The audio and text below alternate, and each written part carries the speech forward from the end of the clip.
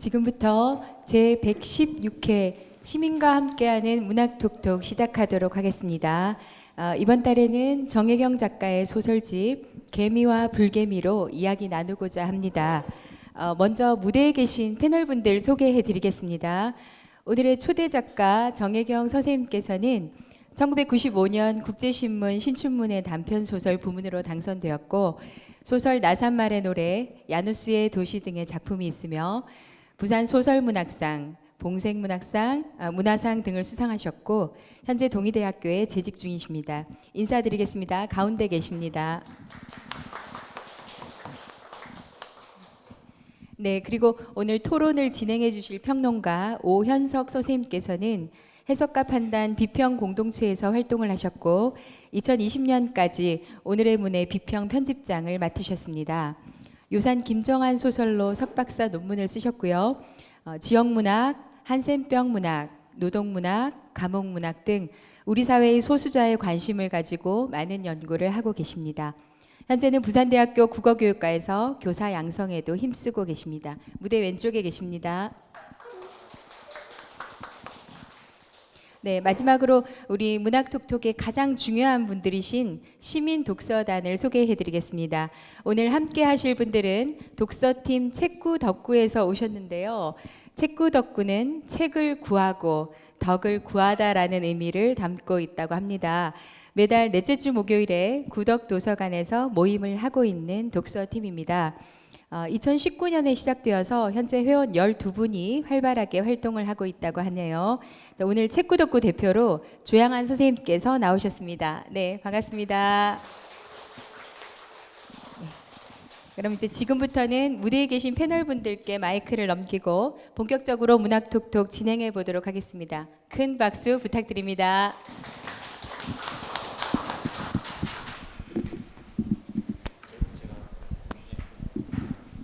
반갑습니다.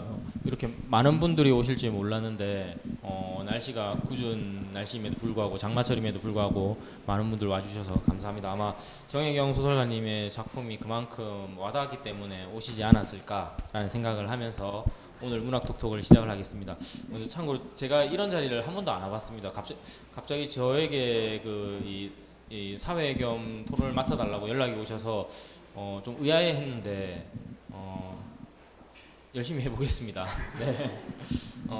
먼저 제가 몇 가지 질문들을 미리 준비를 해오긴 했는데 중간중간에 보고 여기 조양한 선생님이나 아니면 앞에 계시는 선생님들께서 참여해 주시는 분들께서 좀 질문도 오늘 많이 해주시고요. 저보다 앞에 계신 분들이 좀 더 많은 이야기를 그 작가님하고 나눌 수 있는 시간이 되었으면 좋겠습니다. 일단 사라진 이름이라는 앞에 소설집이 나오고 나서 10년 넘게 만에 한 11년 12년 만에 이번에 개미와 불개미라는 소설집이 나왔습니다. 그래서 작가님께서 그 사이 10년간에 이제 작업했던 그런 작품들을 묶어서 소설집으로 물론 작년에 내긴 했지만 내셨는데 작가의 말에서 이 부분을 좀 언급을 하셨는데 10년 만에 나온 그 본인의 자식과 같은 잘 나온 이 소설집에 대한 소감을 먼저 한마디 듣고 시작하도록 하겠습니다. 글 쓰는 사람이 당연하다고 생각할지 모르겠지만 저는 그냥 제가 살아있구나. 지금까지 10년 잘 살았구나. 그런 느낌 외에는 특별한 의미는 부여하지 않습니다. 앞으로도 계속 쓸 것이기 때문에. 그리고 제가 석사를 중앙대에서 할 때 장난감 도시를 쓴 이동화 선생님께서 작품이 굉장히 중요하고 이런 얘기를 많이 하시다가 한 몇 년 전에 이렇게 오셨는데 죽을 고비를 아마 넘기셨나 봐요. 그래가지고 다 아무것도 중요하지 않고 그냥 사는 게 제일 중요해. 그렇게 말씀을 하셨기 때문에 저는 정말 어떤 의미에서는 애도 죽고 남편도 죽었으니까 산전수전 육해공군전을 경험했다고 할 수 있는데 그런 어떤 운명의 그런 아주 매서운 창 끝에 앞에서 그냥 피 철철 흘리면서도 그리고 아무 일도 없는 듯이 잘 살아내는 것, 그것이 가장 장한 일이지. 뭔가를 쓰는 것에 그렇게 의미를 두지 않고 살기 때문에 그렇게 살아왔기 때문에 어쩌면 그런 마음이었기 때문에 자기 아이를 한 30년 양육할 수 있었을 거라고 생각합니다. 그래서 이 10년은 그렇게 특별한 의미는 없었습니다. 이미 사라진 이름을 낼 때 아이가 죽었었기 때문에 12년도 이후 10년은 그냥 어떻게 보면 그 전과는 좀 다른 시간을 많이 살았던 것 같습니다. 뭐 그동안 아이 결혼도 있었고 하기 때문에 뭐 그래서 작품을 낸 것에 대한 그냥 시간만 흘렀다 뿐이지 어떻게 특별한 의미를 부여한 건 없지만 그러나 이제 창작집이니까 한 10년 동안 그래도 쓰려고 애썼던 것 살면서 너무 경황이 없었지만 그럼에도 불구하고 쓰려고 애썼던 것이 이제 묶여 있는 그러니까 작품이 한 10년의 시간이 있는 것은 사실입니다. 특별한 의미는 없다고 저는 생각합니다. 네.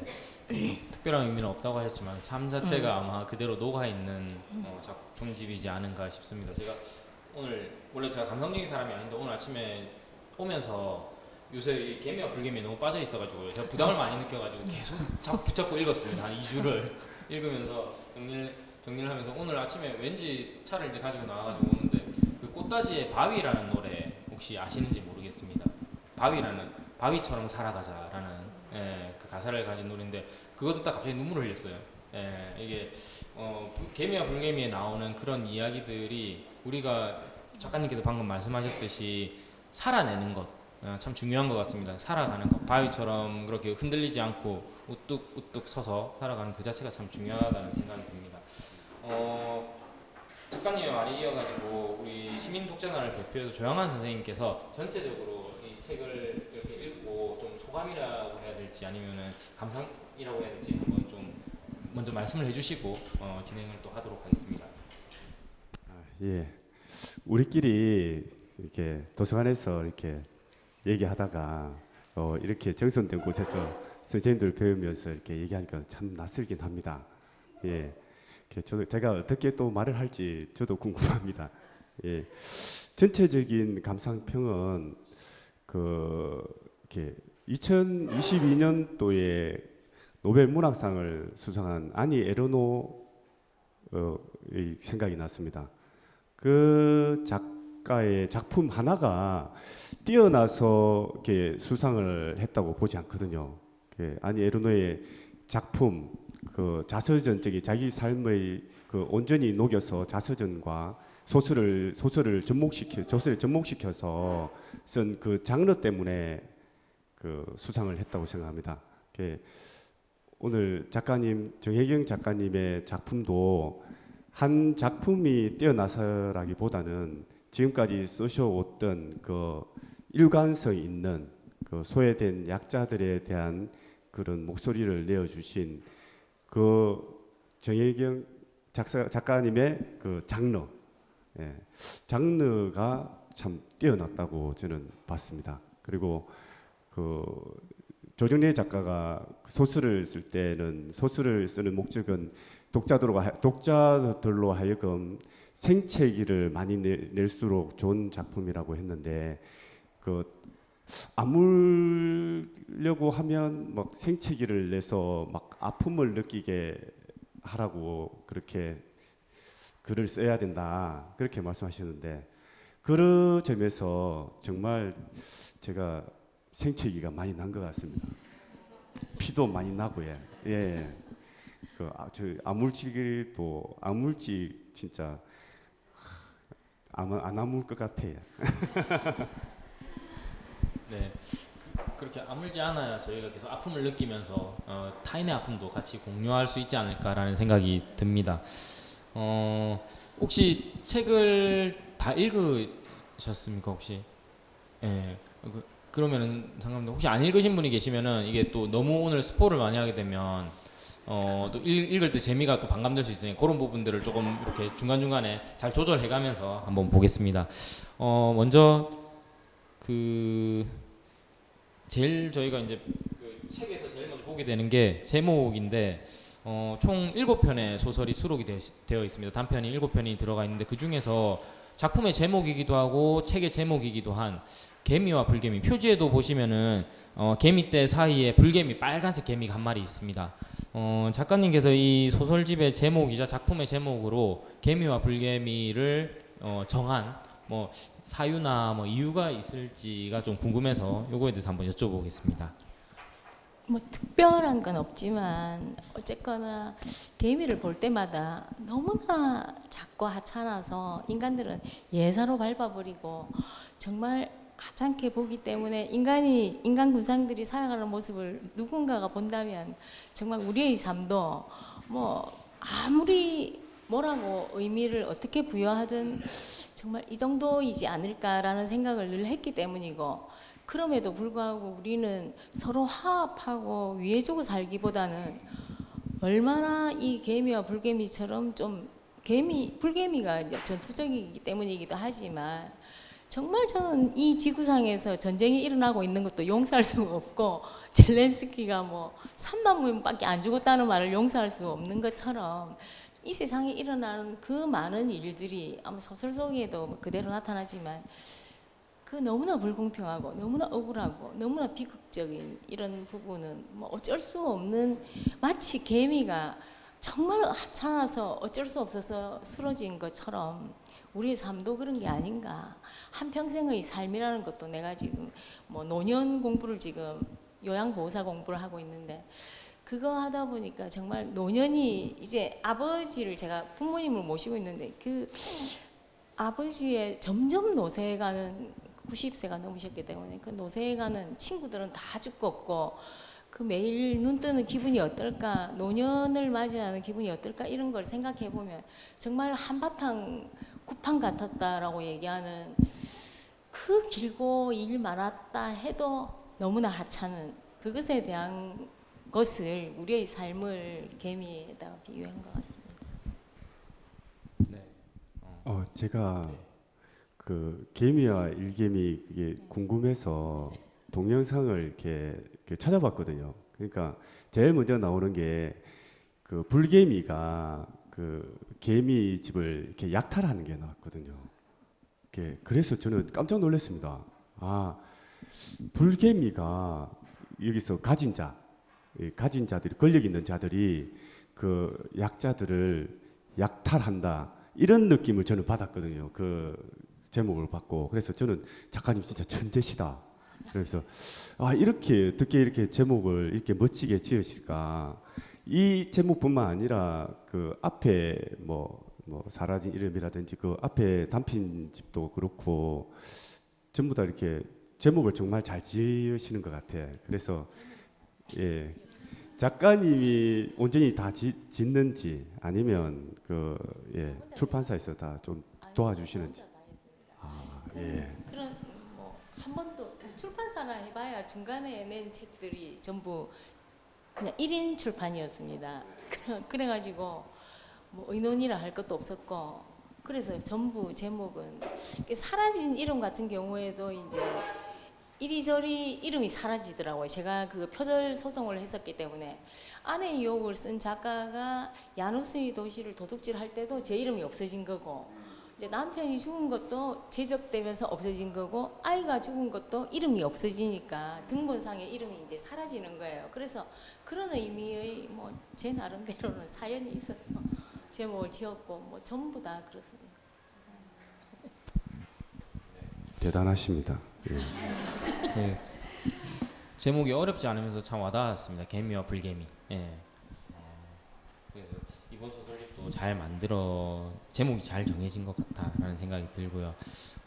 다음으로 저희가 여쭤보고 했던 게 지금 7편의 작품이 수록이 되어 있는데, 먼저 앞에 참여해주신 분들께 먼저 질문을. 이 7편 중에 본인 그냥 다 이건 개인적인 취향입니다. 가장 마음에 들었던 작품이 있다, 하나를 좀 이렇게 얘기해 주실 수 있는 분 계시면은, 네. 제 시선을 피하지 마시고요. 네. 좀 바라봐 주시면은. 네. 이거는 이제 제가 우리 모임 쌤들한테 이렇게 받았거든요. 예, 받으니까 대체로 제일 많이 나왔던 게 승진의 하루, 승진의 하루였습니다. 이게 다른 사람들은, 약자들이 타인들에게 그 괴롭힘을 당하고 이렇게 약탈당하잖아요. 근데 승진은 그 누구도 아닌 가족들에게 자기 엄마 형제들에게 그 뭐 핍박을 받고 뭐 이렇게 내몰리고 무시하고 이런 모습이 더 가슴이 아프고 예, 더 비참하다고 생각했습니다. 예. 작가님께서는 저는 어떠십니까? 그 예. 주인 없는 집이 그 유튜브에서 한 2만 5천 명 정도 봤던데 주인 없는 집은 제가 희망하는 것 그러니까 그렇게 좀 나누는 세상, 좀 평화로운 세상이었으면 좋겠다라는 그 마음 때문에 주인 없는 집이 제가 추구하는 것이 좀 드러난 작품이라서 이제 그거는 원하는 바대로 흘러간 것이고 대부분 소설을 쓰다 보면 지들끼리 살기 때문에 뜻대로 안 되는 경우가 많습니다. 이렇게 뭐 내가 이렇게 만들어야지 하면 그 말도 안 되니까 이제 그렇게 못하고 다 대부분 대단히 비극적인 현장을 볼 수밖에 없는데 누가 저보고 아니 왜 그렇게 뭐 비극적으로 삶이 그런 건 아닌데 왜 그렇게 비극적이냐 하고 얘기하지만 1년에 나 회사 다녀올게 하고 죽는 사람이 2,000명이 넘고 그리고 노인 자살은 OECD 평균의 30배입니다. 그렇게 많은 사람이 죽어가는 비참한 현실을 나 그리고 아무 일도 없었다는 듯이 난 괜찮으니까 괜찮아라고 살 수는 없었다는 거죠. 양심상 그렇게 살 수는 없었기 때문에 그걸 아직도 제가 그 장애 아이를 가지고 처음 나사마리 노래로 등단했을 때 이 소설을 이제는 이런 류의 소설은 쓰지 않을 거야 했지만 40년, 50년이 지나도록 하나도 바뀐 게 별로 없는 인식의 바뀜이 없다는 거죠. 복지 예산도 많아지고 복지적인 부분 많지만 우리의 마음속에는 그런 장벽이 여전한 것 같아서 그 마음 때문에 제가 떠나오지 못하고 아니 연애소설 출판사에서 예전에 연애소설을 쓰지 왜 이딴 걸 아무도 안 보려고 하는 걸 쓰느냐 하지만 저는 그럴 수밖에 없습니다. 저는 이 세상 사람이 다 그냥 밝은 대로 간다고 해도 혼자 남아 있어야 되지 않을까 싶은 마음으로 쓰기 때문에 그 아픈 현장들을 자꾸 잡는 것이죠. 정말 보기 싫어하는. 그래서 아마 7편의 작품이 대부분 비극적이에요. 그래도 나 조금 낫다고 생각하는 게 그 주인 없는 집이라고. 네. 말씀하신 대로 대부분 작품들이 다 결말이 비극적으로 다 파국으로 지나는 그런 작품들이 많은데 주인 없는 집 같은 경우는 제목은 아주 쓸쓸하고 뭔가 폐허같이 느껴지지만 작품의 결말에서 작가님이 방금 말씀하셨다시피 아주 따뜻한 그리고 세상이 좀 이렇게 변해가면 좋겠다라는 약간 어떤 이상향이나 동경의 어떤 시선들을 보내고 있는 것 같습니다. 그래서 저도 읽으면서 좀 따뜻한 느낌을 많이 받았고요. 특히 조금 이따가 말씀을 나누겠지만 그 송현이라는 아이 이제 성인이 되었죠. 그 아이한테 이제 모든 재산을 넘겨주면서 그 아이가 살아갈 수 있는. 근데 그 아이가 또 이제 좀 성치 않은 사회생활이 어려운 그런 사회 부적응 적인 인물이거든요. 근데 그런 인물임에도 불구하고 따뜻한 시선을 계속 보내고 있다. 궁극적으로 그럼 작가님이 좀 지향하고자 하는 세상은 그렇죠. 그런 세상. 네. 그런 사람도 좀 살 수 있는. 왜냐하면 조금만 허술한 틈만 보이면 사기를 하고 그 사람들을 못 살게 괴롭히는 것들을 우리는 주변에서 너무나 많이 보기 때문에 좀 그렇게 부족한 사람도 제가 장애 아이를 키워봐서 그렇지만 그런 아이도 좀 편안하게 살 수 있는 세상 그거는 돈으로 할 수 없는 것이고 마음으로 제가 제 아이 도시락을 예전에 싸줬더니 도시락 안에 모래가 가득 들어 있었습니다. 그래 누가 넣었니 이러면 누가 넣었다고 그래요. 그래서 누구 밉지 일부러 이제 물어보면 누구 좋아 이렇게 얘기를 했기 때문에 제 아이가 30년 동안 저를 가르쳐 준 것은 이 세상을 한없이 사랑하라는 것만 가르쳐 줬기 때문에 그걸 지향하고 있는 편입니다. 개미와 불개미에 보면 말미에 좋아요라고 하는 그런 이제 단어를 제시를 하면서 이걸 조금 현실을 극복해 보고자 하는 그런 이야기들을 많이 다루고 있습니다. 조금 이제 그 작품으로 조금 넘어가가지고 작품 각각으로 좀 번째 수록된 기포 푸른꿈, 푸른꿈이라는 그 작품에서 보면 제가 읽으면서 봤을 때 조금 이게 이제 이 소설집의 특징은 선과 악이 교차되기도 하고요. 선이 악을 숨겨주기도 하고 악이 선을 숨기기도 하고 이런 부분들이 서사들이 좀 제법 많이 나옵니다. 요 그 깊고 푸른 밤 같은 경우에 특히 이 등장하는 인물이 선인인가 악인인가를 우리가 좀 고민을 하게 만드는 그런 인물이 잘 등장을 하고 있는데 특히 이제 그 인물들 중에 상이라는 아주 아내로서 좀 잘 남편을 보필하고 이렇게 하는 인물이긴 하지만 그게 결국에는 남편이 죽고 난 다음에 본인의 그 안위를 위한 그런 것들, 그 다음에 또 남편과 자신이 그렇게 살아온 삶 자체도 자기들 힘으로 살아간 것이 아니라 본인들이 그렇게 좀 거리를 두었던 새엄마의 재력을 통해 가지고 그렇게 이제 살아간 거죠. 그걸 보면 이제 어떻게 보면 악의 도움으로서 살아간 건데 그런 부분들이 지금 계속 교차되고 있습니다. 작가님께서 보셨을 때 이런 이제 여러 좀 혼란스러운 이런 인물들이 우리 사회에 아마 많기 때문에 그런 것들을 그런 인물들을 작품화했다고 보여지는데요. 이런 어떻게 보면 괴물이죠. 선과 악의 양수의 탈을 양쪽의 얼굴을 다 가지고 있는 그 인물들이 우리 사회에 만들어져 온 그 책임을 어디에 두는 것이 좋을까 한번 좀 여쭤보고 싶습니다.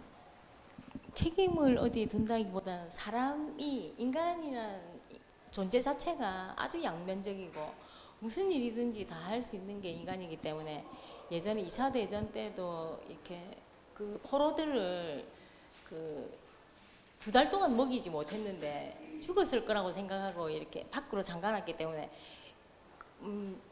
죽었을 거라고 생각했는데 다 살아있더라는 거죠. 자기 팔다리를 다 먹으면서 살아있더라는 거죠. 먹은 사람 살은 거예요. 그래서 그런 짓도 할 수 있고 절박한 상황에 가서는 그 로키 산맥에 불시착한 비행기도 그 인육을 먹은 사람은 살았어요.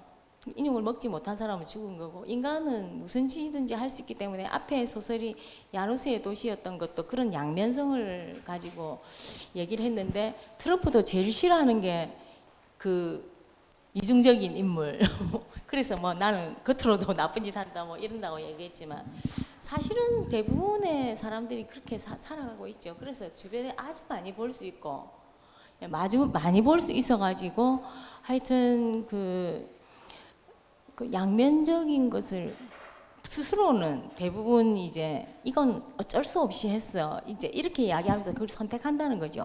사람을 죽여놓고 나는 죽일 수밖에 없어서 이렇게 얘기를 하는데 선인과 악인의 기준은 대부분 핑계를 대죠. 악인들은 항상 핑계를 대죠. 그러나 선인은 고민 끝에 절대 그걸 선택하지 않습니다. 죽이는 것은 나쁜 것이야 이러면서 죽이지 않지만 악인들은 대부분 이렇기 때문에 죽일 수밖에 없었어.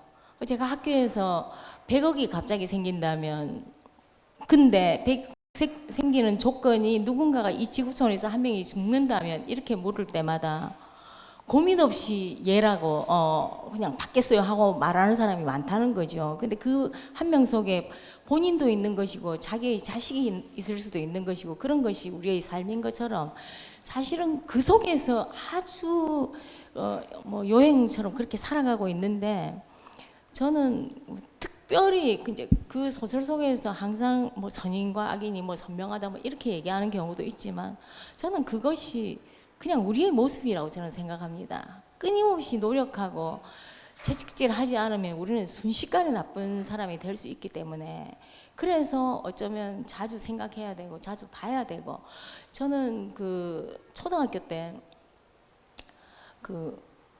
아무리 생각해도 중학교를 못 갈 것 같아가지고 왜냐하면 중학교 제가 학교 다닐 때만 해도 여학생들은 공부를 안 시켰기 때문에 중학교 진학한 애들은 남학생들 전부 진학했었고 여학생들은 반이 신발 공장으로 갔습니다. 그래서 우리 집은 하늘이 보이는 이런 천막에서 살고 있는데 아버지가 학교 선생님이라도 옛날에는 월급 촌지를 받지 않고 월급만 받았을 경우에 그렇게 살아요. 그런데 그것에 대해서 이제 생각을 하니까 바로 그 제 문제인 거예요. 제가 이제 중학교를 못 가는 거죠. 신발 공장으로 만약 가야 된다면 할 일이 뭔가 생각했을 때 도서관으로 갔습니다. 저는 이 책을 가능한 많이 읽고 졸업하자. 왜냐하면 지금은 구마다 도서관이 있고 쌈지 도서관까지 있지만 옛날에는 일단 뭐 볼 수 없는 줄 알았기 때문에 책도 귀했고 그래서 봤는데 항상 생각한 것이 이 순간에 최선이 뭘까? 그 장애 아이가 왔을 때도 이 순간에 최선이 뭘까? 뭐 가지가지 어려움이 올 때마다 최선이 뭘까를 생각해서 이제 결정을 하면서 생각한 게 그래도 건강하게 어쨌건 살아야 된다. 그래서 일찌감치 건강의 소중함을 좀 알았죠. 이렇게 평생 쓸 재산이 건강이라는 것 때문에 뭐 하여튼 그런데 그런 마음으로 좀 책 속에서 항상 뭔가를 많이 얻었기 때문에 그렇게 생각해 보면 그 선인과 악인의 기준은 좀 모호한 것 같았습니다. 항상 그게 의문이었습니다. 누구든지 악인은 될 수 있다. 누구든지 그래서 악인이 되지 않기 위해서 부단히 노력하지 않으면 악인이 된다는 것이죠. 저는 그렇게 생각합니다. 네. 그 조영환 선생님께서는 예. 좀 읽으시면서 좀 이렇게 눈이 갔던 게 좀 있으셨어요? 예, 저는 그 되게 정치적인 또 예민한 거라서 좀 질문을 드리기가 조금 그 뭐 하긴 한데 제가 이걸 읽으면서 정말 궁금했습니다. 그 깊고 푸른 잠에서 그 19쪽, 22쪽 이렇게 보시면 그 이렇게 장애아를 이렇게 씻는 장면이 나옵니다. 씻는 장면이 나오거든요. 검사 출신인 그 순영이가 그 국회의원이 되기 위해서 그 카메라 앞에서 이렇게 포즈를 잡으면서 막 이렇게 씻어줘요. 그 장면이 있고 또 그다음에 22쪽에는 그 자기가 그 검사로서 그 이렇게 기소를 시키고 잡아들인 사람을 또 자기가 또 풀어주고 이렇게 하거든요. 그런 또 이렇게 나오고 뒤에 이제 주인 없는 집에서 보면 이제 그 상호가 그 점을 이렇게 봐주는데 이제 법대 출신 서울대 법대 출신인 것 같아요. 여기서 보니까 와가지고 내가 지금 되겠냐 이제 사법고시에 지금 시험이 되겠냐 이렇게 물으러 오는데 거기에 되게 호통을 치거든요. 네 같은 근본이 악해서 너는 검사 되면 더 나쁜 짓을 할 거야 뭐 이런 식으로 얘기하는데 저는 이걸 보면서 용산의 어떤 인물들이 이렇게 떠올랐습니다. 저만 그런 것 같지는 않은데 읽으면 누구나가 다 떠오를 것 같아서 이게 좀 예민하긴 한데 되게 궁금했습니다. 이걸 염두에 두고 쓰셨는지. 아니 염두에 둔 건 아니지만 검사에 대해서는 한이 많은 사람이죠. 제 입장에서는. 그러면 이 작품은 그러면 2023년 8월에 이게 출판이 되었는데 네. 그러면 그 전에 쓰셨습니까? 그러면 좀 일찍 쓰신 작품들 다 2022년 이후로 쓰신 게 아니고 앞에. 그 전에 쓴 것들이 많습니다. 그 전에 알겠습니다. 저는 왜냐하면 그 사라진 이름이 2012년에 나왔는데 그때 이미 그리고 또 나쁜 검사가 또 누구였냐면 제 아이가 죽었을 때예요. 그러니까 검사가 인간에 대한 어떤 자기가 조금이라도 예의가 있다면 아이를 좀 덮어놓고 뭐 이렇게 살펴보든지 이렇게 하지 않고 그 50대의 형사들이 수두룩하게 남자들이 다 서 있는 데서 제 아이를 빨가벗겨 놓고 이렇게 손가락으로 마치 묵은 생선 뒤지듯이 이렇게 얘기를 한 그 표정을 저는 잊을 수가 없고 그때 저는 정말 그 어떤 검사보다도 그 여성의 여자 검사였는데 여성이 머리채를 잡고 싶었던 심정이었습니다. 그래서 그런 부분 인간에 대해서 너무나 멀지각하고 그냥 공부 좀 해가지고 뭐 그냥 사시나 뭐 이런 거 패스한 거밖에 더 있습니까? 그러니까 도대체가 인간에 대한 그 몰 이해와 무례가 도를 넘었던 것이 검사에 대한 인상이어가지고 제 개인적으로는 좀 그렇습니다. 그게 가장 나쁜 검사였습니다. 저희가 뭐 어떤 집단을 매도하거나 그래서는 안 되긴 하지만 그 말씀을 듣고 보면은 그런 집단 속에 놓여 있는 그 사람들이 점점 더 스스로 이게 그런 사람들을 대하다 보니까 그런지 모르겠습니다. 점점 더 비인간화 되어가는 괴물이 되어가는 그런 모습들인 것 같습니다. 근데 제가 약간 걱정되는 게 저희도 이거 지금 영상을 유튜브에 다 올리시더라고요. 그래서 수위 조절을 제가 나름대로 한번 해가면서 보겠습니다. 삭제를 지금은 해야 되지 지금까지는 전혀 문제 없었습니다. 충분히 언론의 자유가 보장되어 있는데 언론의 자유가 보장되어 있는데 자 그러면 그 다음으로 저희가 좀 넘어가가지고 개미와 불개미 얘기는 아까 조금 나눠가지고 말씀을 해주셔서 좀 뭐 이렇게 간단히 한번 살펴보면서 이야기를 하면 그 마지막에 이제 그 주인공인 소연이라는 인물이 자기 이제 어머니도 읽고 그다음에 그 오빠도 이제 읽게 되지 않습니까? 네. 읽고 나가지고 마지막에 그 복수와 어떤 그 저항을 다짐을 하면서 그 실행에 옮기거든요. 요것도 이제 선생님 그 소설가님의 그 작품들 중에서 조금 독특한 결말을 가지고 있는 것 같습니다. 그래서 이렇게 결말을 좀 구성을 했던 어떤 그 작가 의식이라면 의식이고 그거에 대해서 좀 혹시 말씀을 한번 해주시면은. 거기에 그 어떤 저의 희망이 응축된 곳이 좋아요예요. 그러니까 좋아요가 할 수 있는 건 없습니다. 굉장히 소극적인 의사 표현인데 좋아요를 누르기 위해서도 뭐 자기 신분을 밝혀야 되는 경우가 많기 때문에 굉장히 소극적이긴 하지만 그래도 댓글을 직접 쓴 건 아니지만 직접 안 써도 요새는 이제 여러 가지로 문제되는 상황이긴 하니까 그래도 좋아요가 많아지면 좀 다른 세상이 오지 않을까 하는 그게 저희 희망입니다. 어떻게 보면 저희에게 작가님이 하면 좋겠다 또는 그런 소극적 표현이라고 하셨지만 사실은 어떻게 보면 아주 커다란 아주 큰 그렇지 않습니까? 선생님들 지금 오신 분들도 보면은 카톡방에서 요즘 그 기능 있지 않습니까? 이렇게 엄지하는 거랑 그 기능 하나만 내가 쓴 어떤 메시지에 대해서 그거 하나만 달아줘도 기분 좋지 않습니까? 그게 아주 큰 힘이거든요. 그게 좋아요의 힘이라고 생각이 됩니다. 그래서 그걸 숨기지 말고 표현하는 것이 중요하다고 아마 작가님께서 말씀을 하는 게 아닌가 그런 생각을 한번 해봤습니다. 그리고 이제 그 다음 작품이 주인 없는 집인데 주인 없는 집은 조금 전에 또 조금 말씀을 해주셨습니다. 말씀을 해주셨는데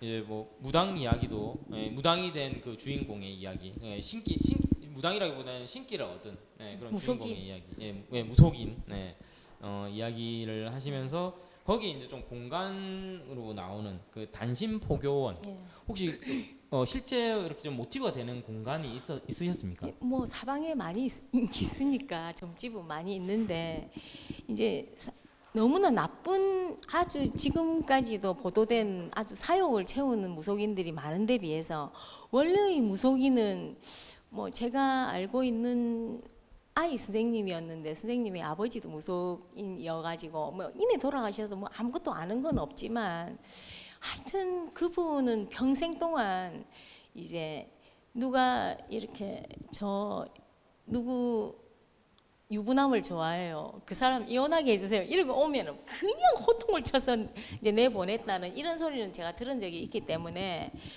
그 무속인은 제가 작가에 대해서 누가 질문을 할 때 작가의 역할이 뭐라고 생각하냐 이러면 저는 무당의 역할이라고 대답을 한 적이 많습니다. 왜냐하면 그 무당은 접신을 한다든지 이렇게 해서 굉장히 위무의 효과가 있기 때문에 결국은 글로서도 이제 글을 썼지만 뭐 따뜻하게는 아니라 할지라도 비극성을 뭐 도드라지게 하든 어떻게 하든지 간에 저는 위로의 한 형태라고 생각하기 때문에 그래서 뭐 모티브라기보다는 하여튼 사방에서 접할 수 있을 때마다 그 무당에 대해서 생각을 해보면 이런 사람이 되어야 되지 않을까 뭐 이런 생각은 했었습니다. 저는 이제 읽으면서 이 그 무속인의 역할이 뭐 이렇게 앞을 봐주고 뭐 이런 것도 중요하지만 다 힘들어서 오는 사람들이잖아요. 힘들어서 오는 사람들에 대한 위로를 해줄 수 있는 존재. 작가도 마찬가지고 어려움에 놓여 있는 우리의 그런 마음들을 다 보듬어 줄 수 있는 그런 존재가 사실은 작가와 무속인의 이다라고 생각을 해서 이 작품을 이제 쭉 보게 됐습니다. 근데 여기 아까 조금 전에도 단신포교원 얘기를 했는데 요 공간이 사실 요즘은 무속인들의 굿당이라고 하죠. 그 굿당이 이렇게 옆에 있는 게 사실 꺼림칙하잖아요. 보면은 위에 이렇게 저 대나무 대도 올려놓고 네. 깃발도 달아놓고 그러면 사실 만약에 우리 집 옆에 있다고 하면 좀 뭔가 좀 이상하죠. 예, 그런 공간이었는데 나중에 이제 이 주인공이 세상을 떠나면서 이 송현이라는 친구한테 이 공간을 이렇게 넘겨줍니다. 그 송현이라는 아이가 거기를 쓸고 닦고 관리하면서 여기가 동네 사람방이 되더라고요. 예, 그것도 참 재미있는 어떤 설정이다라고 생각이 되었습니다. 예. 대부분의 그 좀 무속인을 떠나서 대부분의 자기가 좀 많이 가진 사람들은 자식이 없다 해도 자기의 이름을 남기기 위해서 뭐 사회 환원한다든지 뭐 이런 아니면 굉장히 간섭하는 걸 많이 봤습니다. 부산대학교도 그렇지 않았나.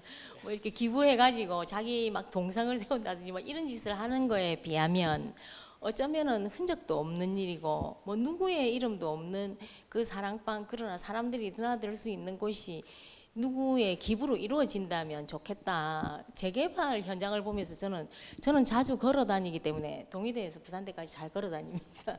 3시간씩 막 걸어 다니는데 너무나 재개발하는 곳이 많아가지고 전부 건설사의 콘크리트 말뚝만 박히는데 원래 살았던 사람들이 분명히 있었다는 거죠. 집을 가지고 살았던 사람들이 그 거처할 곳을 다 잃고 떠난 자리에 콘크리트 말뚝을 박아놓고 뭐 피가 얼마니 이런 것이 능사인가 그런 생각을 했습니다. 부산도 굉장히 노후된 곳이 많아가지고 지금 재개발을 해운대만 해도 몇 군데인지 모르겠습니다. 제가 해운대 살고 있는데 근데 그렇게 되는 것보다는 좀 편안한 동네였으면 좋겠고 누군가의 기부로 좀 더 많은 사람이 좀 여유로웠으면 좋겠고 외국에서 공부하고 온 사람들이 그런 얘기를 많이 합니다. 우리나라처럼 가지지 못한 사람과 가진 자의 차이가 이렇게 나는 곳이 없다. 가지지 못했다는 이유로 이렇게 불편한 곳이 없다. 뭐 이런 얘기를 저는 많이 들었습니다. 유학생으로부터. 갔다 오니까 집도 없고 뭐 집을 구하려니 너무 힘들고 뭐 이런 얘기를 많이 들었는데 이제 밝은 사람은 집을 여러 채 가지고 있지만 우리나라에 한 3만 정도가 아마 집을 여러 채 가지고 있는 걸로 알고 있는데 그런 소수를 제외하면 나머지는 너무나 비참하게 살고 있기 때문에 항상 거기에 기어 들어가고 그 항상 꼭대기층 우리가 부산은 삼복도로가 많은데 30%가 삼복도로인데 그 위에는 거의 대부분 기어 들어가고 기어 나오는 장애인들이 많이 살고 있습니다. 장애인 부부라든지 이런 사람들이 살고 있는데 과연 우리는 시선을 주고 있는가 뭐 그런 생각 때문에 하여튼 네. 그런 부분들을 좀 보듬어 줄 수 있는 공간이 단신 포교원으로 이렇게 소설에 설정이 돼 있어서 참 좀 따뜻한 그런 느낌을 받았습니다. 다음으로 승진의 하루라는 작품을 아까 여기 시민독자단에서 픽해 주셨던 작품인데 혹시 지금 오신 분들 중에 승진의 하루와 관련해 가지고 간단한 이런 감상이나 소감을 좀 얘기를 해주실 수 있는 분 있으시면 제가 상품을 드리려고 지금 이렇게 계속 선생님들의 참여를 유도를 하고 있습니다. 예. 예. 그거는 용기를 가지시고 하경희 선생님이 해주실 겁니다. 예. 네. 얼굴은 안 나옵니다. 오늘 뒤에서 지금 촬영을 하고 있기 주신 때문에 거 그대로 예. 읽으시면 될 것 같아요. 간단하게라도 혹시 말씀해 주실 수 있으면은 혹시 그냥 간단한 소감 정도만이라도 말씀을 해주시면 감사하겠습니다. 네. 네. 그냥 저는 승진의 하루를 가진 저는 마음 아프게 읽었습니다. 사람이 다 살다 보면 굉장히 문 없이 힘들게 살아가는 사람들이 많이 있는데 그런데도 늘 보이고 한 번도 이렇게 펴지는 삶이 없이 이렇게 끝까지 갈 수 있는가 그런 부분이 너무 마음이 좀 무겁고 힘들었습니다. 네. 예, 그런 사람이 너무 많습니다. 저는 너무 많다고 생각하고 나 회사 갔다 올게 하고 죽는 1년에 2,000명이면 10년이면 2만 명인데 그 사람들이 전부 그렇게 죽었고 젤렌스키하고 푸틴이 하고 있는 저 전쟁 속에 죽은 사람들도 한 그 한 생애를 없애버린 거예요. 그 하나하나가 정말 청춘 남녀가 있었지만 해골 바가지 같은 그런 사진이 대조되어서 전쟁 전과 후로 이렇게 올라오는 사진이 많은데 꼭 전쟁터가 아니더라도 우리의 삶 속에서도 그렇게 내쳐지는 경우가 많고 가장 나를 괴롭히는 게 보통 가족입니다. 남이었으면 차라리 남이었으면 쿨하게 지나올 것도 가족이 말했기 때문에 비수가 되어서 박히는 경우가 아주 많기 때문에 가족의 문제를 이제 좀 다뤘다고 볼 수 있고 실제 승진은 너무나 역설적인 이름이죠. 승진 해본 적도 없고 한 번도 반짝여 본 적이 없는 아이에게 승진이란 이름을 지어놓고 어머니가 학대를 하고 어머니가 홀대를 하는 이런 이제 장면이 많은데 우리의 삶 속에서도 굉장히 많이 있는 곳이어서 저는 좀 그냥 나타내고 싶었습니다. 그리고 싶었습니다. 그렇게 허무하게 가버린 삶이 너무 저는 작가의 역할이 무당의 역할과 함께 그렇게 누추하게 사라져간 삶에 리본을 다는 일이 작가의 역할이라고 저는 생각하기 때문에 그 승진의 삶을 그렇게 드러내고 싶었습니다. 아마 그렇게 죽어간 사람이 많았을 것이기 때문에 실제로 어디에 자료에 보니까 세탁기에 감전사로 죽은 사람이 있었어요. 어떤 자료를 뭘 보다가 보니까 감전사 제가 그렇게 쓱 스쳐 지나가면서 본 한 줄기 때문에 소설을 쓴 경우가 많습니다. 예전에 아이고 브릿지라는 소설을 가지고 부산 소설문학상 받았었는데 그 아이고 브릿지도 5분 전화하고 팔라우에 그 남태평양 군도지요. 근데 팔라우에 그런 이상한 너무나 파라다이스고 정말 막 날치가 날아오르고 아주 환상적인 곳인데 지금은 잠기고 있다죠. 지금은 잠기고 있다는데 그 바닷속에는 2차 대전 때의 가미가제 특공대의 그 잔해가 이제 거기 이제 물고기 집이 되어 있지만 그 이미지가 그 대조된 이미지가 그 스티브 이치로라는 인물을 이제 만들어내게 됐는데 왜냐하면 거기는 남태평양 군도는 미군 기지가 되어 있지만 미군이 최후로 점령했지만 우리나라 사람들이 징용인으로 끌려갔고 일본이 그 당시 2차 대전을 하고 있었기 때문에 이름이 또 이치로가 된 거예요. 그래가지고 스티브 이치로라는 이름을 가진 한국인. 그래서 이제 그걸 가지고 소설을 쓴 적이 있는데 뭐 그렇습니다. 네, 그 제가 질문하고 싶었던 거였는데 예, 말씀을 해주셔.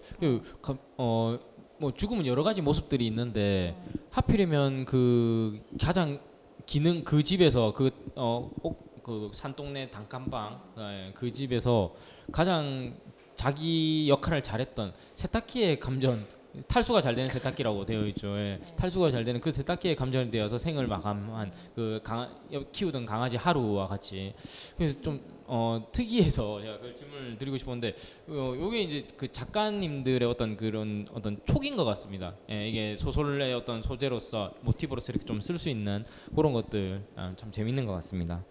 네, 그리고 그 다음 작품, 예, 5번째 작품은 검은현, 예, 이 검은고와 관련된 작품인데, 이 작품 같은 경우는 이제 그 대학의 교원, 전임 교원, 교수 임용이죠. 교수 임용을 둘러싼 여러 가지 비리의 문제들. 이게 사실은 과거에는 정말 많았었고 문제도 많이 생겼었고요. 지금도 간간히 보면은 중간중간에 그 뉴스나 기사들을 살펴보면은 간간히 나옵니다. 예. 근데 이게 좀 감춰진 부분들이 많기 때문에 사실은 세밀한 이런 부분들을 쓰기가 어려운데 이제 대학에 계시니까 또 그런 부분들에 대해서 아마 좀 쓸 수 있는 네, 그런 이것도 좀 불편한 주제라 제가 말을 자꾸 더듬게 됩니다. 뭔가 확실히 말씀을 못 드리고 그래서 요 작품을 쓰시는 데 있어 가지고 뭐 애로 사항이라든지 아니면 대학에 근무하시는 중에도 뭐 이런 모티브가 될 만한 그런 사건들이 있었는가가 또 조금 궁금하긴 합니다. 예. 이런 말씀하기가 좀 쉽지가 않은 부분이긴 한데 사건은 많죠. 신문에서도 나고 뭐 뉴스에서도 보고 뭐 이런 잡혀 들어가는 사람이 많았지 않습니까? 저는 이제 이 소설에서는 임용의 문제보다는 예술가의 역할에 대해서 그러니까 왜냐하면 검은현이라는 그 현에 굉장히 매달려서 평생 살고 막 손까지 휘어지도록 오직 그거밖에 몰랐던 사람인데 갑자기 이제 그 모함에 휩쓸린 것이죠. 그러니까 어떻게 보면 파벌 같은 교수 사이의 파벌, 지금은 좀 그게 나이가 연령이 낮아지면서 좀 없어졌지만 옛날에는 정말 심했습니다. 예를 들면 한 명이 뭐 마음에 안 든다 이러면 얘가 어디 가서 시간 강사도 못하게 만든다든지 이런 일들이 비일비재했기 때문에 그런 것은 뭐 에피소드는 굉장히 많았고 많이 들어왔지만 제가 희망한 것은 이 예술가들이 어떻게 아픔을 극복할까? 그 어떻게 보면 갑자기 그 검은 고만 평생 켠 사람한테 갑자기 압수수색이라는 것은 너무나 당혹스러운 일이니까 어떤 사람은 뭐 그런 거 압수수색 한 번 당하고 뭐 졸도하고 뭐 이런 일을 많이 봤기 때문에 그런데 수백 번 당한 사람이 있죠.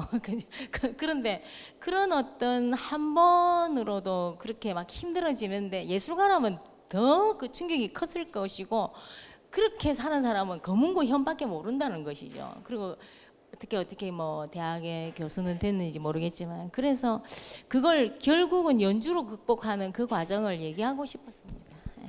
네. 그래서 그 소설가님께서도 사실은 소설가이면서 대학 강단에서 이제 학생들을 가르치는 역할을 하고 계시기 때문에 작품 속에 보면은 이제 그 누구였죠? 수연이라는 인물이 그 이야기를 하거든요. 그 예술가의 책무와 교수자의 책무는 다르다.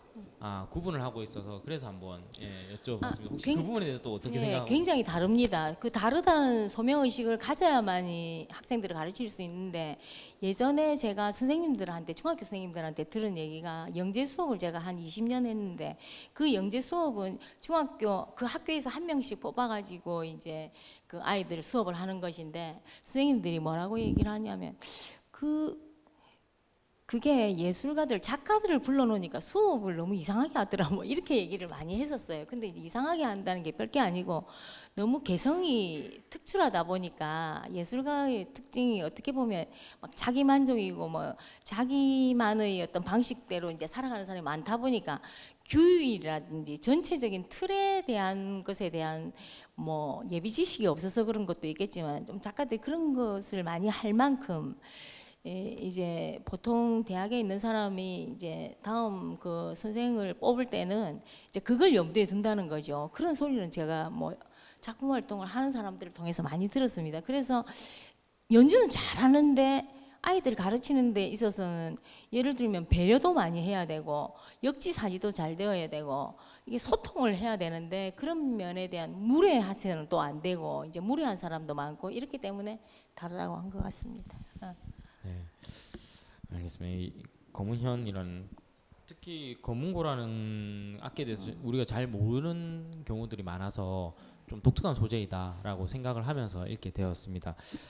다음으로 이제 6번째, 7번째 작품인 이 작품은 연작에 가까운 서로 이어지는 소설입니다. 그래서 같이 이걸 좀 다루고자 이야기를 좀 드리고 싶은데 안단테와 하이드의 마지막 선물이라는 두 작품입니다. 앞서서 그 장애인과 비장애인에 대한 이야기를 조양원 선생님께서 좀 꺼내주셔가지고 말씀을 좀 저는 사실 오늘 이 자리에서 장애인 문제를 좀 안 다루려고 일부러 질문들도 조금 그렇게 좀 빼냈습니다. 왜냐하면 제가 처음 뵙거든요.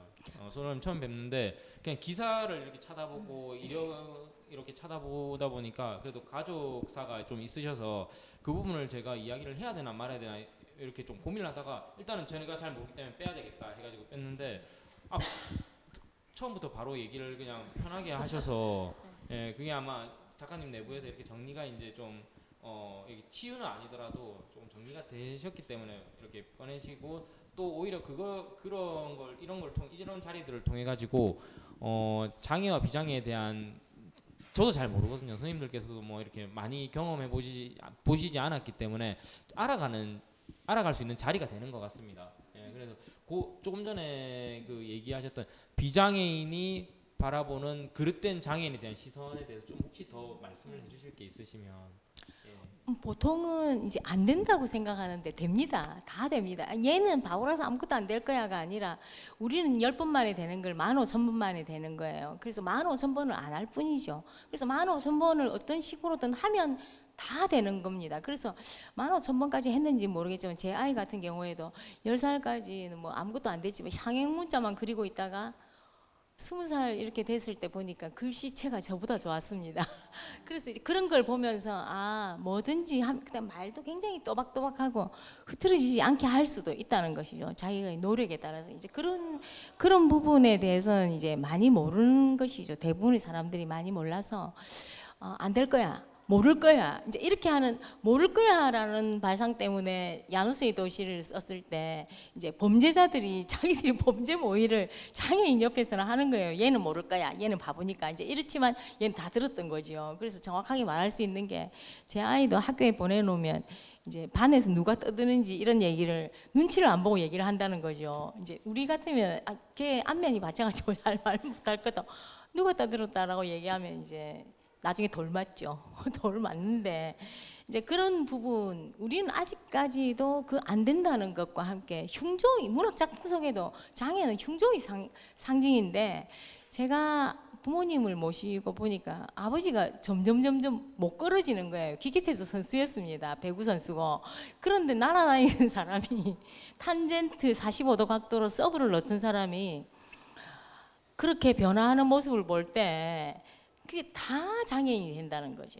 그러니까 우리는 특별한 뭐 영원히 살 사람은 아무도 없지 않습니까? 나이를 요람에서 무덤까지 그냥 서서히 태어나서 죽을 때까지의 그 시간들이 우리를 서서히 변화시키는데 좀 이제 우리가 그걸 뭐 시간이 많기 때문에 좀 많이 못 느끼는데 모두가 다 장애인이 될 수 있다라고 생각하면 조금 마음이 달라지지 않을까 그런 생각이 듭니다. 좋은 말씀입니다. 그럼 조한 선생님께서 혹시 뭐 네. 제가 그 1시간 가까이 이렇게 진지한 얘기를 해본 적이 처음이거든요. 조금 그 가벼운 얘기가 될 수도 있을 것 같아서 그 제가 이제 삼독을 책을 하잖아요. 삼독을 하면은 첫 번째는 이제 작품을 열심히 읽고 두 번째는 그 작가님을 읽고 그 세 번째는 나를 성찰하면서 읽어야 삼독을 하는 건데 작품 저 열심히 읽었고요. 예. 작가님 그 알려고 이렇게 동영상도 찾아보고 이렇게 다른 작품들도 이렇게 많이 좀 예. 대부분 또 전자책이더라고요. 전자책도 많이 샀습니다. 예, 종이책도 샀고요. 그래가지고 근데 제 생각보다 되게 미인이시다. 예, 아름다우시고 예, 저는 그렇게 그 작품 봤을 때 그렇게 생각을 안 했거든요. 예. 그다음에 이제 저를 되돌아보면서 이제 성찰하면서 이렇게 읽는다면은 그 장애인 얘기를 안 할 수가 없겠더라고요. 이 그 작가님의 이야기 그 50% 다른 작품들도 마찬가지고 거의 반 이상은 이 작품도 마찬가지고 반 이상은 그 장애우에 관한 이야기잖아요, 그죠? 그래서 저도 이제 제가 살면서 어떤 그런 친구들을 만나면서 컸는가 이렇게 성찰을 많이 해봤습니다. 그래서 이제 초등학교 시절에 동네 그때는 그냥 동네 바보 형이라고 했거든요. 근데 지금 생각하니까 그 지체 장애였던 것 같아요. 그 형이랑 같이 이제 놀다가 단둘이서 여기 동쪽 하늘을 이렇게 쳐다봤어요. 이렇게 동쪽 하늘을 딱 쳐다보면서 이렇게 가만히 둘이서 이제 앉아가지고 이렇게 딱 있는데 그 형이 갑자기 희죽희죽 웃는 거예요. 잘 웃어요. 원래 이제 그 형들이 원래 잘 웃잖아요. 그 형들이 이렇게 잘 막 웃어요.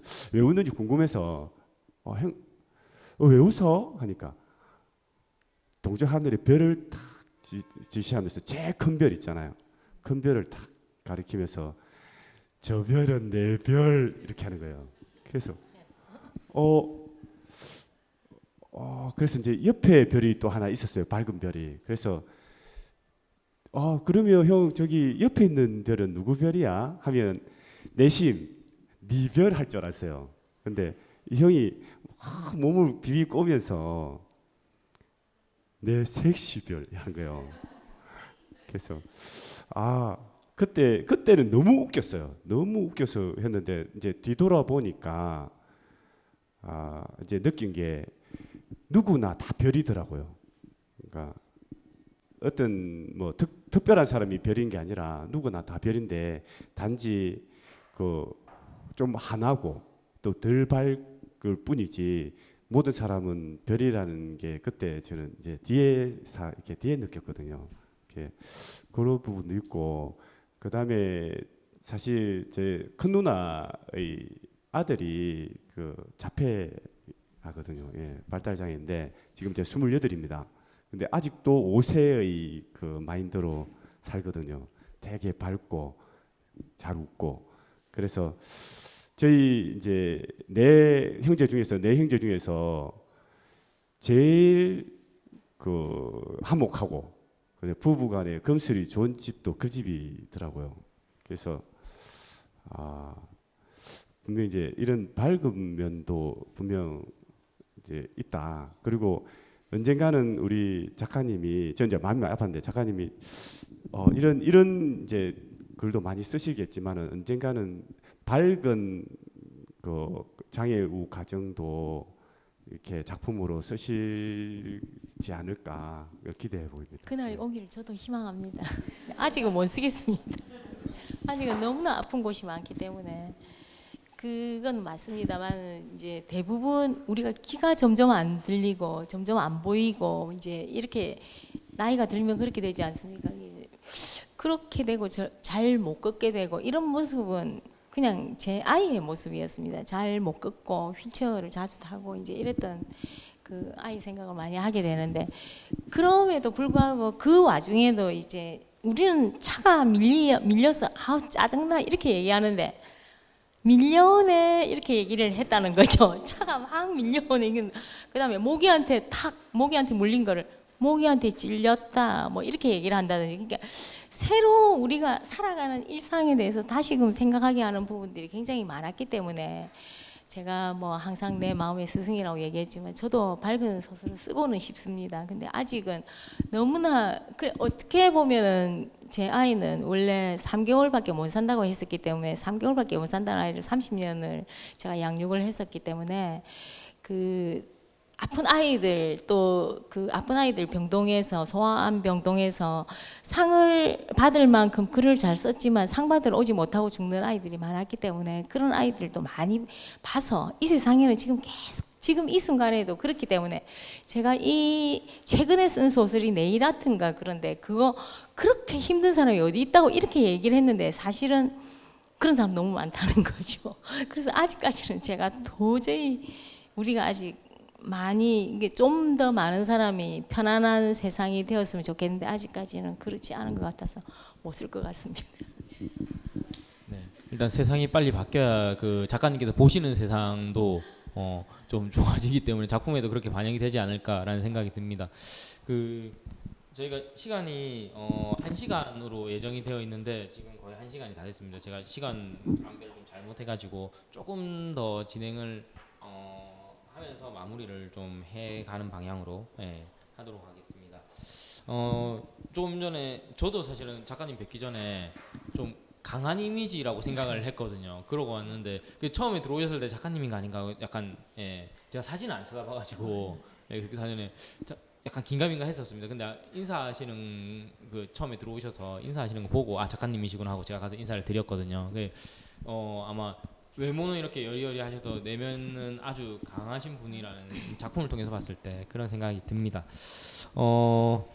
저도 조금 이제 무거운 질문들에서 조금 벗어나가지고 제가 잘 몰랐던 단어 이거 읽으면서 계속 눈에 들어왔는데 잘 몰랐던 단어가 하나 있습니다. 상기도라는 단어인데 처음 들어봐 사실은 저는 처음 들어봤습니다. 근데 유추를 해보니까 기도의 위쪽 부분을 얘기를 하는데 이게 또 그 작가님의 삶의 어떤 삶하고 관련이 되어 있을 것 같아가지고 제가 요걸 질문을 드립니다. 요 단어를 여러 차례 나오거든요. 특별히 연관된 건 아니지만 우리 세대가 좀 한문을 많이 썼죠. 한자를 많이 써놓으니까 따지고 보면 그냥 뭐 목젖이라고 해도 될 건데 상기도라는 게 입에 좀 붙어서 그런 것 같습니다. 우리가 할머니들이 일본말을 많이 썼고 우리가 한자를 좀 많이 썼고 뭐 그런 거 아닐까. 60년생이다 보니까. 예, 참고로 제가 이제 전자책을 제가 7권을 샀거든요. 예, 그래서 이제 예스 24하고 다 보면 전자책으로 작가님의 작품이 나와 있어요. 예, 7작품을 그래서 상기도를 한번 검색을 해봤습니다. 그러니까 한 번에서 다 나오더라고요. 안 나온 작품은 하나도 없었습니다. 한 번에서 5번까지, 5번 제일 많이 나왔던 게 뭐 7월의 눈? 아 예. 예. 그러니까 이게 뭔가 말을 해야 되는데 말하지 못하고 넘길 때, 할 말을 넘길 때 이제 목젖을 이제 닫는 거죠. 스스로 닫아서 상기도 너머로 넘겼다 이런 표현을 잘했는데 그건 개인적인 습관인 것 같습니다. 네. 네. 저는 이제 그 의학 용어인가 했습니다. 혹시 자녀분 키우시면서 병원을 그런, 자주 네. 가지만 병원에서 들은 소리 같지는 않습니다. 알겠습니다. 그 새로운 걸 또 알게 돼가지고 좋았습니다. 그러면 이제 마지막 질문을 하나 앞두고 여기 참여해 주신 분 중에 혹시나 작가님께 궁금했거나 책을 읽으면서 또는 그냥 작가님께 또 오늘 들으면서 궁금하셨던 점이 있으면 한 분만 질문을 받겠습니다. 시간 관계상 많이 궁금하신 것들은 요 끝나고 그 뒤에 좀 하고 한 분만 질문하실 게 있으시면은 손을 들고 질문을 해주시면 감사하겠습니다.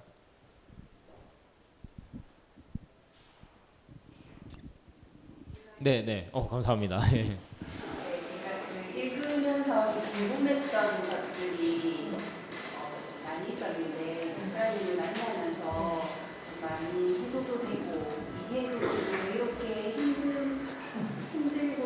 힘들어서 읽기가 힘들게 이렇게 작품들을 보셨을 때 만나면서 그런 것들만 이해가 되고 희망이라는 그 부분도 제가 조금 답을 들은 것 같아서 좋습니다. 그런데 우리가 이제 그 글을 이렇게 장면을 이렇게 구성을 할 때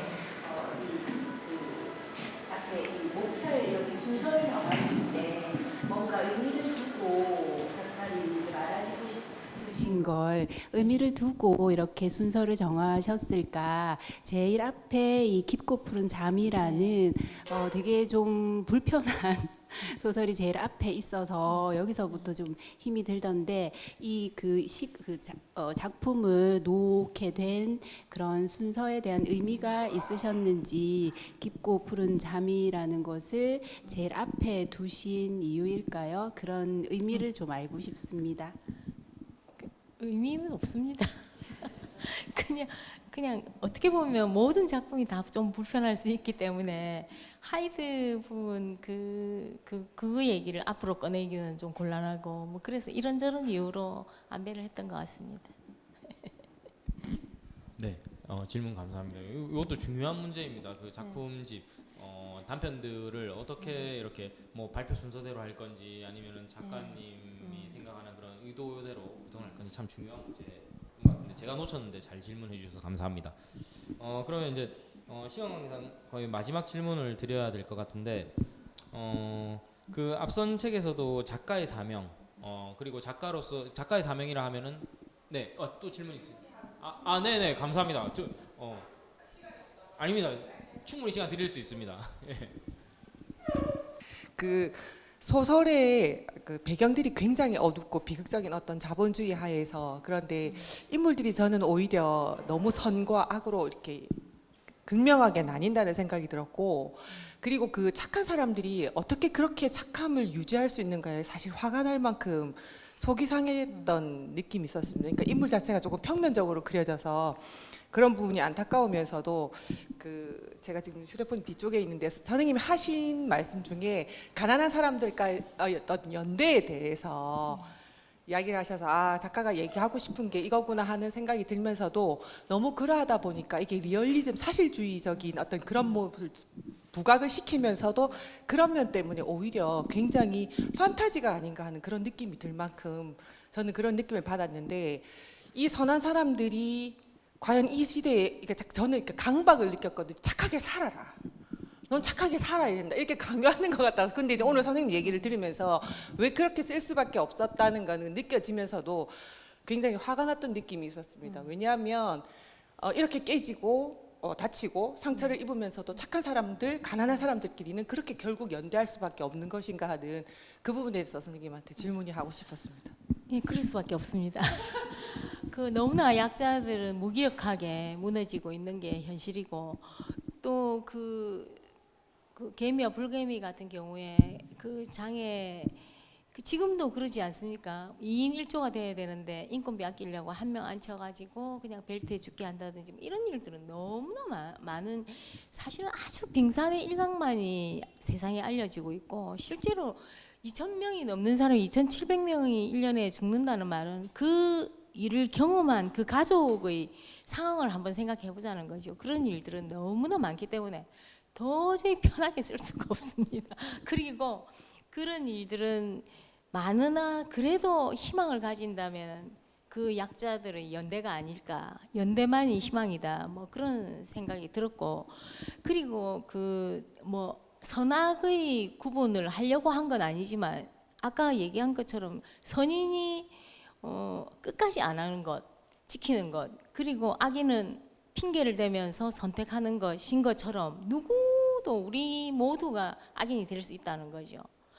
그래서 그것에서 그래도 조금 놓여나는 것은 좀 덜 가지려고 애를 쓰는 것, 나누려고 애쓰는 것이 아닐까, 뭐 그런 희망 때문에 작품을 쓴 것 같습니다. 근데 착하게 살아라가 뭐 강요하든 안 하든 아마 선인의 입장에서는 아무리 밀어도 선택하지 않을 거예요. 제 아이가 도시락 속에 모래를 가득 넣은 아이를 이쁘다, 착하다라고 말하는 것처럼 대부분의 사람들은 이제 원치 않은 방향으로는 안 간다고 저는 생각합니다. 그런데 아주 예사롭게 가는 사람들이 많죠. 불개미처럼.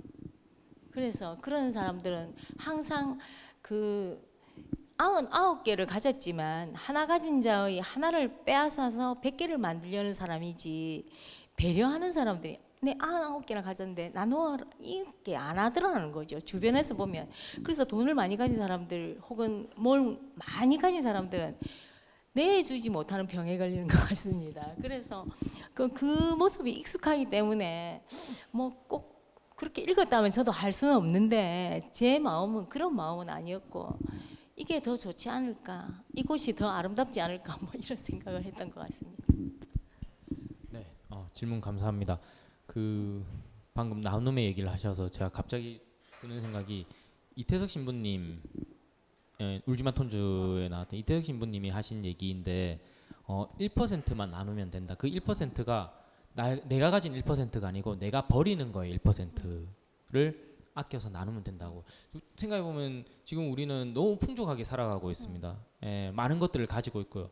많이 먹는 것도 많고 버리는 것도 많습니다. 옷 같은 것도 보면은 막 사가지고 안 입고 버리는 옷들 있잖아요. 그걸 안 사고 그 1%만이라도 남을 위해서 도울 수 있으면은 그게 이제 진정한 사랑이고 배려다.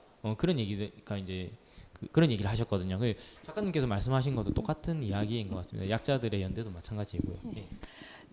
저도 대부분 40년 된 옷을 입고 50년 된 옷을 입지만 기분은 합니다. 그런 것이 뭐 제가 뭐 잘하고 못하고를 떠나가지고 좀 그런 노력이 좀 모이면 힘이 되지 않을까라는 희망사항인 거죠. 이제 옷이 많이 버려져서 쓰레기 문제가 예산 문제가 아니라고 들었습니다. 네, 저희가 조금만 관심 가지면 될 것 같습니다. 마지막으로 작가로서의 사명, 조금 전에 말씀드렸던 그 진술되어야 할 것을 진술하는 것이 이제 작가로서의 사명이라고 얘기하시면서 이번 소설집의 그 작가의 말에서 아직 육지에 다다르지 못했다라는, 나는 아직도 목마르다라는 이야기를 하신 것 같은데, 지금 이제 이번 소설집이 나온 게 10년이 넘어서 이제 나오게 됐습니다. 혹시 다음 작품 계획이나 다음 소설집에 대한 어떤 그 이제 다시 시작이시니까 계획이 있으시면 한번 말씀을 해주시면 감사하겠습니다. 잘 될지 모르겠지만 일단 만지던 장편이 있어서 하기는 할 건데, 예전에 중대 처음 들어갔을 때 내가 재능이 있을까요? 라고 묻는 학생들이 많다는 거죠. 문예창 작가에 20살 들어오면. 근데 그 학생들한테 네가 죽을 만큼 사력을 다해봐라. 그러면 알 수 있다. 라고 얘기를 했는데 아직 사력을 다하는 학생을 만나지 못했다라고 얘기를 했습니다. 그만큼 저도 사력을 다하지 않았기 때문에 이제 부족함이 많다고 항상 느끼는 것이고, 부족함이 많으니까 뭐 제가 제 손을 떠나서 간 것은 이미 제 것이 아니기 때문에, 독자의 것이기 때문에 독자가 무슨 소리를 하든 들을 각오는 되어 있습니다. 하여튼 그러나 뭐 부지런히 제가 살아있는 한 쓰기는 쓸 것 같습니다. 조영아 선생님께서는 혹시 뭐 또 작가님께 뭐 여쭤보고 싶은-거나 마지막으로 예. 한편으로는 그 작가님이 그 장애아를 둔 부모로서 그 이제 경험과 그리고 표절 시비로 인해서 인한 그런 경험, 이게 굉장히 제가 느끼기에는 글쓰기의 가장 자양분이 되지 않았나 그런 생각을 해봤거든요. 그리고 한편으로는 글쓰기 목적 중에 그 치유적 글쓰기가 있는데, 작가님이 이게 쓰면서 또 이게 자체적으로 치유가 되지 않았을까 이런 생각도 해봤습니다. 그러니까 한 얼마나 치유가 되셨을까 이도 궁금합니다.